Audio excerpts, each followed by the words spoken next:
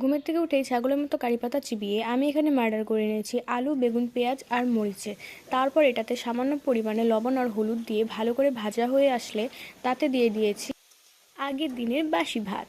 Of course আমরা গরিব, আমরা ফ্রাইড রাইস এভাবে বানিয়ে খাই। তারপর ভাতটা একটু ভালোভাবে লাড়াচাড়া করে ভাজা করে নিলেই রেডি গরিবের ফ্রাইড রাইস। তার আগে সাইডে ভাজা করে রেখেছিলাম দুটো ডিম। তারপর আর কি, বসে পড়লাম দাদারা আমি মিলে গরিবের ফ্রাইড রাইস খেতে।